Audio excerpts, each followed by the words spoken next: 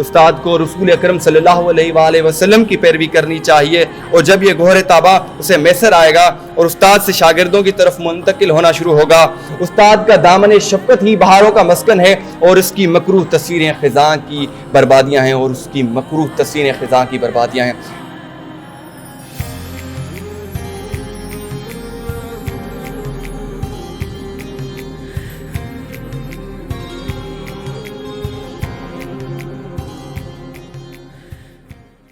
اب میں تقریر پیش کرنے کے لیے دعوت دیتا ہوں ظفر علی کو کہ وہ اسٹیج پر تشریف لائیں۔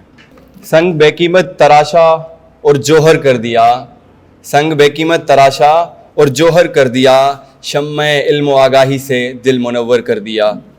صدر محترم، قابل قدر اساتذہ کرام اور حاضرین مجلس، السلام علیکم۔ آج کی اس تقریر میں میرا موضوع ہے میرے استاد میرے محسن۔ جناب اعلیٰ، ماں کی گود کے بعد بچہ استاد کے دامن تربیت میں جاتا ہے۔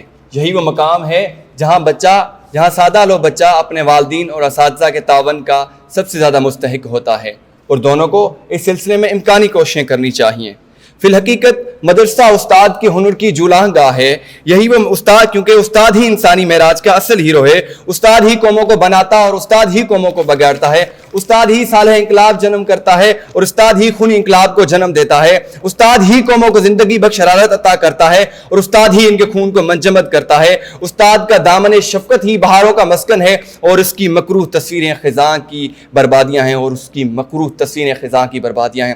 ذی وقار، یہیں سے عروج و اقبال کی داستانیں شروع ہوتی ہیں، اور یہیں سے اس داستان کی چیخیں سنائی دینے لگتی ہیں۔ اس کی نگاہ رسا ستاروں پر کمر ڈالنے والے نوجوان پیدا کرتی ہے، اور اس کے ذہن کی خرابی ہی قوموں کو عروج سے زوال تک لا کے رکھتی ہے، عروج سے زوال تک راہ رکھتی ہے۔ یہی وہ جگہ ہے جہاں زندگی و موت کے بے ناموں پر دستخط ہوتے ہیں، جہاں قومیں کبھی سیراب ہوتی ہیں اور کبھی فنا کے گھاٹ اتار دی جاتی ہیں۔ گویا استاد ہی وہ محور ہے جہاں پر قوموں کی قسمتیں، جس کی گرد قوموں کی قسمتیں گردش کرتی ہیں۔ لہذا استاد کو اپنے اندر وہ جوہر پیدا کرنے چاہیے جن سے قوم کے عروج کا ستارہ آسمان بالا سے جھومر بن کر چمکے۔ اسے معلوم ہونا چاہیے کہ یہ سادہ لوہ بچے اس کی تربیت کے سانچے میں ڈھل کر ہی قوم کو ترقی دلائیں گے۔ اسے چاہیے کہ انہیں عدل فاروقی اور فقر حیدری سے آشنا کرے، کہ وہ سید و صدیق سے مالا مال ہوں۔ ان کے دل و دماغ میں یہ جذبہ عیاں کرنا چاہیے، امت کے غم میں تڑپنے پھڑکنے کا جذبہ، عقابی آنکھیں، اور جہاں بانی کے ساتھ ساتھ جہاں بینی کا سوز دھروں بھی انہیں عطا کرنا چاہیے۔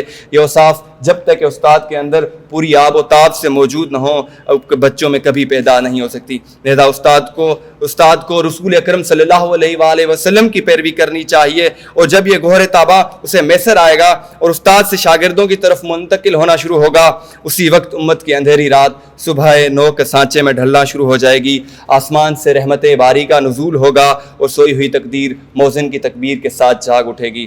اب یہ شعر میں اپنے اساتذہ کے لیے کہوں گا۔